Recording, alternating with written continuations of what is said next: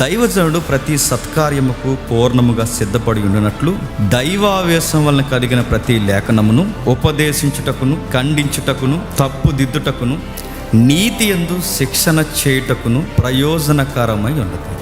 బైబిల్ని ఎందుకు చదవాలి? ప్రధానముగా 4 విషయాలు చెబుతుంది. ఎందుకు బైబిల్ చదవాలి అంటే కొన్ని మౌలికమైన సత్యాలు మనకు నేర్పిస్తుంది.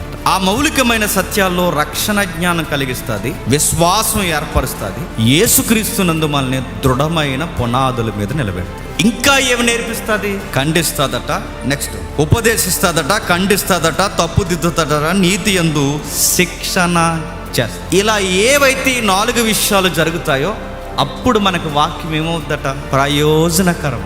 వాక్యాన్ని గౌరవించడం మంచి లక్షణమే, కానీ అతిగా గౌరవించి వాక్యాన్ని ఏం చేస్తున్నారంటే, ఆ వాక్యంలో బాగా వినండి, ఆ వాక్యాన్ని, బైబిల్ని ఏదో పవర్ఫుల్ పుస్తకం లాగా అది తలకడెట్టుకుంటున్నారు. వాక్యాన్ని గౌరవించాలి. ఈ మధ్యకాలంలో విచిత్రమైన ఆరాధన పేరుతో ఏం చేస్తున్నారంటే నిలబడుతున్నారు. అందరూ బైబిల్ని ఎక్కడ పెడుతున్నారు? కాల్ దగ్గర పెడుతున్నారు. వీళ్ళు ఆరాధన ఆరాధన ఆరాధన ఆరాధన ఆరాధన నెగిరి చెప్పండి, ఆ బైబిల్ మీద అటు ఇటు జంప్ చేస్తున్నారు. దేవుడు అంటాడు, నీ ఆరాధన పట్టుకెళ్ళి డ్రైనేజీలు వేసుకో అంటాడు. ఎందుకంటే నువ్వు బైబిల్ని గౌరవించలే. అలా అని బైబిల్ని గౌరవించమంటే మళ్ళీ ఎక్స్ట్రీమ్ ఉంది. ఎక్స్ట్రీమ్ ఏంటి తెలుసా?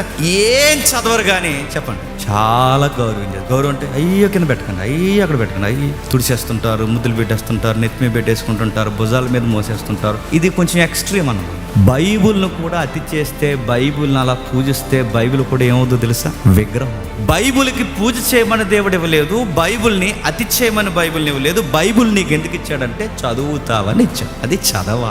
అది ఎప్పుడైతే చదువుతావో ప్రధానముగా 4 విషయాలు ఉన్నాయి. ఆ 4 విషయాలు ఎప్పుడైతే నీ జీవితంలో నెరవేరుతాయో అప్పుడు నీకు ప్రయోజనం చేకూరు. మొట్టమొదటి చూద్దాం, ఉపదేశిస్తుందట బైబిల్ చదివితే. ఈ బైబిల్ని చదవడం ప్రారంభిస్తే మొట్టమొదట మనకి ఏం చేస్తుందండి? ఉపదేశం. ఎలా ఉపదేశం? ఆల్రెడీ మేము వింటున్నాం కదండి ఉపదేశాలు అంటే. ఈ ఉపదేశాలు వేరు, బైబిల్ ఇచ్చే ఉపదేశం. ఎలా ఉపదేశిస్తుంది?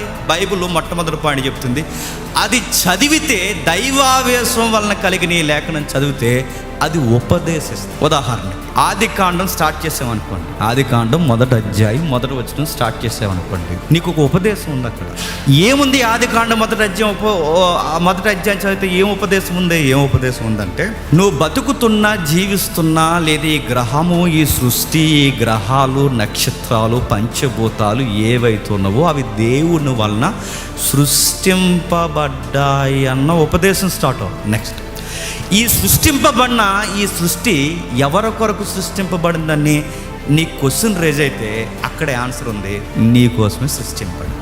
ఉపదేశం. నెక్స్ట్, ఈ సృష్టింపబడిన ఈ సృష్టి నా కోసమైతే, నా కొరకు సృష్టింపబడిన ఈ సృష్టిలో నేనేం చేయాలి?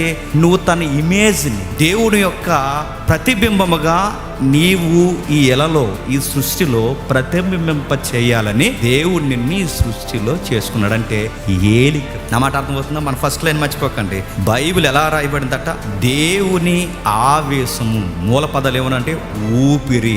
ఊపిరి అంటే దేవుడు ఊపిరి. వ్యాఖ్యానాలు ఏమన్నారంటే దేవుని ఊపిరి ప్రవక్తల హృదయాల్లో ఊది, దేవుని ఊపిరి ప్రవక్తల మధుల్లో చొప్పించి వాళ్ళని ప్రేరేపించి రాస్తాడు. దేవుడు ఊపిరి అంటే మరొక అర్థం ఉంది, పరిశుద్ధాత్ముడు ప్రేరణ ఇచ్చి.